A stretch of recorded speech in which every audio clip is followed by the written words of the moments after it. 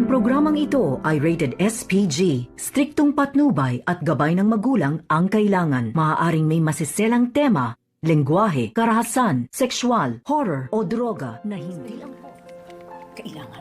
Performance level tayo, ha? Narito na nga ang ating pagkaabangan ngayong Miyerkules sa abot kamay na pangarap. Grabe nga itong plano ni Moira at itong si Zoe at Balhadja dahil balak pala nilang ipatubos itong matanda na si Don Pepe at kapalit ay 100,000,000. Yun naman ang sinabi ni Balhadja at nagbibigay pa ito ng chat sa kanila ni Giselle na kung hindi daw nila ipapadala itong pera na para kay Don Pepe ay may mas hihirapan ngayon sila Giselle at RJ na hanapin itong si Don Pepe at baka tuluyan na nga itong paslaki ni Dax kung sakaling hindi ibigay ang kanilang gusto. At kahit labag man sa kalooban dito ni Ubeng ang gagawin nila dahil sa pera, ay gagawin na nga daw niya lahat upang nang sa ganon ay mailigtas ni Annalyn at ni Giselle itong ang kanyang lolo. At dito nagulat itong si RJ at itong si Giselle nang makita itong text message na nakalagay doon na sasagipin lang nila itong si Lolo Pepe kapag may kapalit na halaga.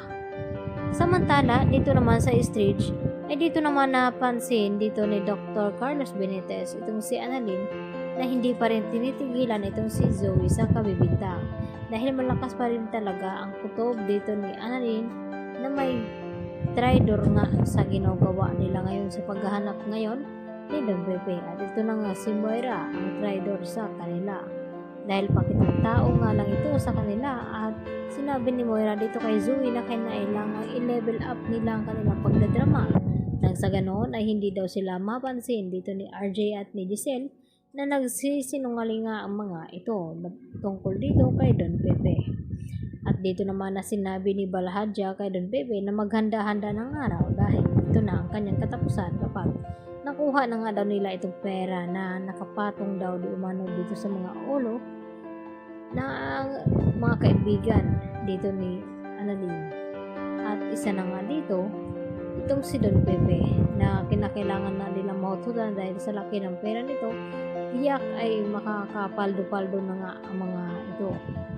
At dito na rin na tila kinakabahan naman itong si Rogelyn na nanganak dito sa kanyang anak dahil sa hindi inaasahan nga na posibleng mangyari at sana wag naman mangyari sa atin iyon dahil napakahirap po talagang manganak. Nasa hukay ang isang paa at nasa mundo naman ang isa kaya mahirap talaga na magiging ina. Samantala, binalikan naman ni Harry itong si Lynette dahil sa note na nakuha niya dito sa bulsa kung si Lynette ba daw ang nagsulat nito dahil kanina pa nga raw sumasakit itong kanyang tiyan.